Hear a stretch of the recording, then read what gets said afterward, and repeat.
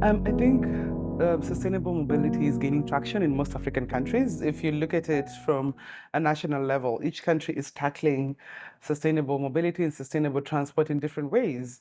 So, for example, in Kenya, they are looking at standards as well as policies to increase adoption of sustainable mobility by reducing the taxes on importation of EVs and also on charging infrastructure.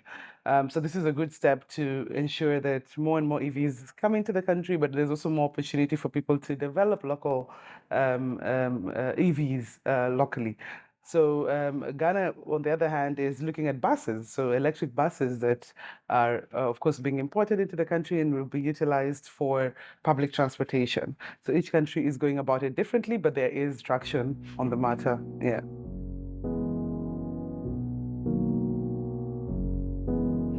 I think the difference between Africa and other continents when it comes to sustainable mobility is that the biggest demography in Africa utilize micromobility.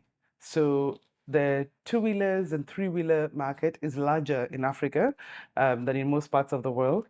And also, the transition into sustainable mobility will, in fact, tackle the two and three-wheeler market first, because we can see that there is traction already in the two and three-wheeler space where there are companies doing conversion of the IEC bike to electric.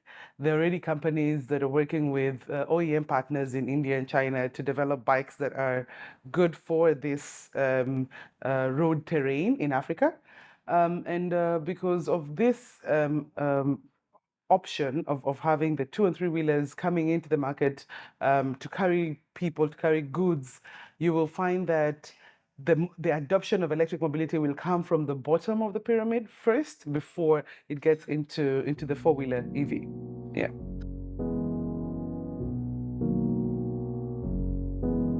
Yeah, I think that coming from Kenya, I do have, and working in the industry, I do have some stories there. There's a company led by women called Isafiri that I founded that is working with rural communities to transition into sustainable mobility, where electric mobility becomes an anchor for renewable loads and other productive uses. We also have other companies in Kenya, such as Kiri EV, which is locally founded, that are building bikes that are going to work in the African terrain, be it rural or urban. We also have international organizations that are, owned by the Swedish or the British, such as Accra and Rome in Kenya, that are also doing work within the space.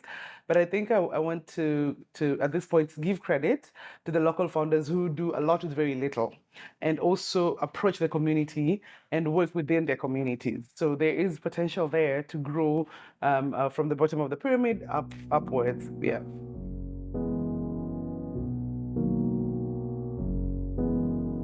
Yeah, that's one very big question, because when it comes to sustainable mobility or the green energy transition, there's a lot of research and development work that's going on within this space. But you find that impact investment and grant funding available for R&D is there. So there are organizations giving these grants, but there's a gap between the R&D phase into market, into commercialization.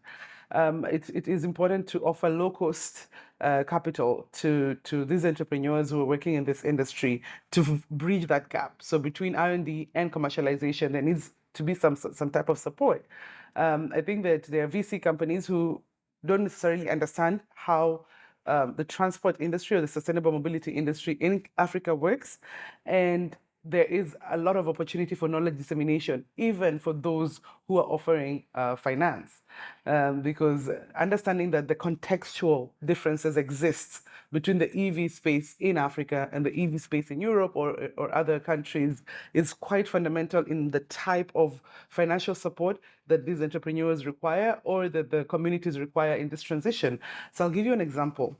At Isafiri, there are opportunities for grant support to donate bicycles and loaders, the three-wheelers that can carry goods for women and youth, so that they can understand and utilize these bicycles and these tricycles and these motorcycles, the EVs, and then once they have a pilot sort of understanding how it works, being able to know where to go to charge it, being able to understand how to maintain it, there will be an adoption. So you see, there will be some capital required to offer these donations, but then eventually you're building an ecosystem where they will, of course, trust the EVs and then take them up. So there's a different approach to it, and different unique styles of financing are required for this. Yeah.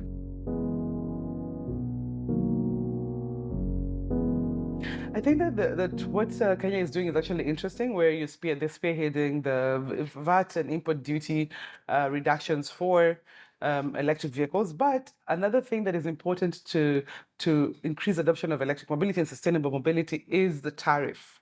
Having a special tariff for electric vehicle charging can actually increase adoption.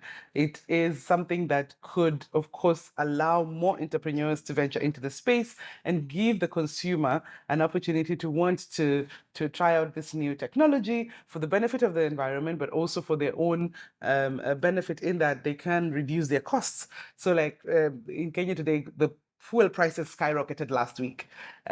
For most consumers, they're looking for alternatives, and the EVs are the alternatives, but they do not know where to charge. They do not know what it will cost to charge. So having those tariffs that are special to the EV space could actually cause adoption, and also increase what the work we're doing within the climate mitigation and adaptation. Yeah.